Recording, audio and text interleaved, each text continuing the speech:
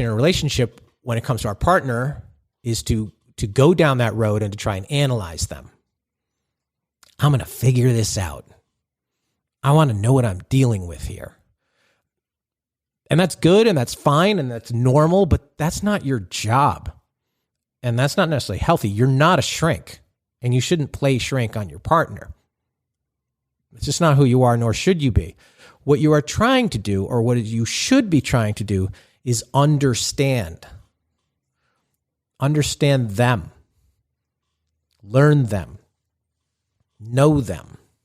So long before you go down that road and you get to enough, you need to know and learn and understand what they do and like and need and what are their triggers. We have enough trouble understanding our own triggers. It's important to try and figure out theirs too. Why do they raise their voice sometimes? Why do they drink so much?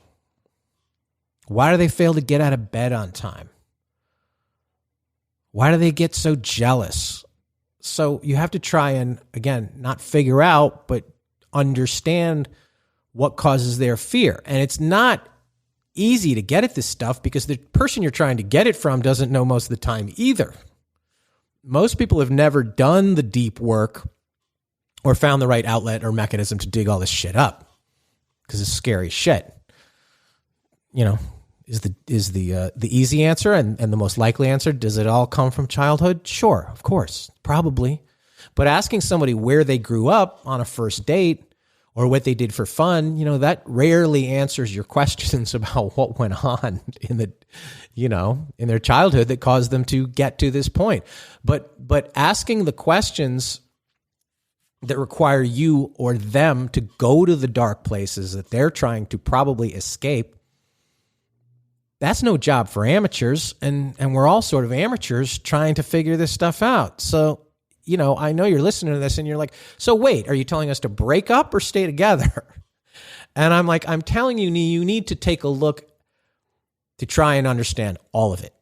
All three elements: you, them, and the relationship. And know when to stay in it. And you got to know, or at least try and figure out when it's worth working towards. And most importantly, know when to pull the chute and get out. Know when you have had enough. Because you can't make someone feel a certain way or do a certain thing. But you could try to understand why they feel a certain way or do a certain thing. You're just trying to understand. So what's the answer? And again, no expert. I'm not sure I have the answer. But I think before it gets to enough, you have to ask the questions.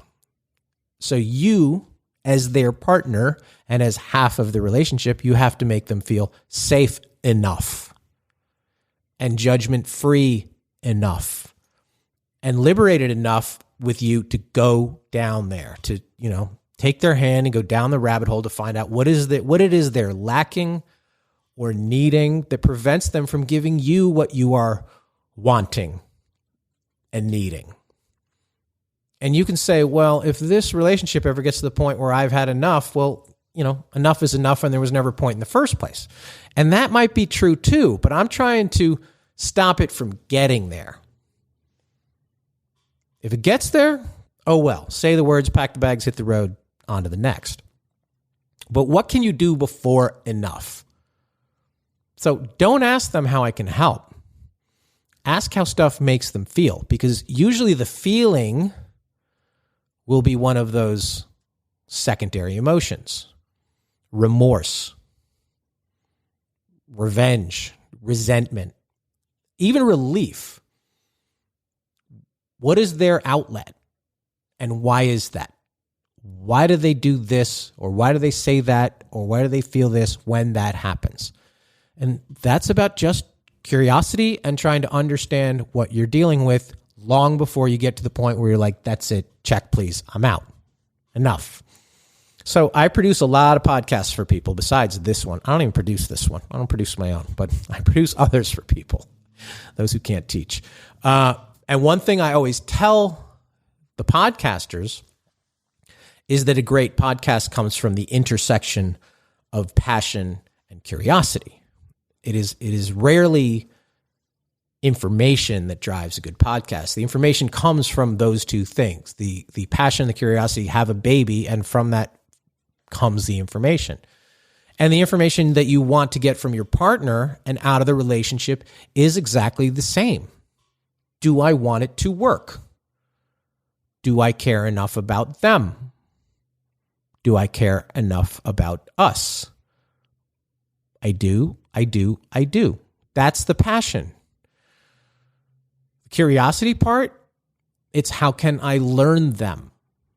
How can we heal and be in a healthy place? How can I serve them? How can they serve me? And how can we best together serve this thing we have, the things we want? And we've done so many episodes about the importance of all of this, trying to find out the where, what, why, how. So you kind of have to start with asking all these things of yourself. Before you're in a relationship, while you're in it, and after you were in it. Why did I think that? How come I acted this way? What do I do in this situation and that? So everything you want to know of your partner is also everything you want to know of yourself. So it takes a little bit of self-scouting and analysis here.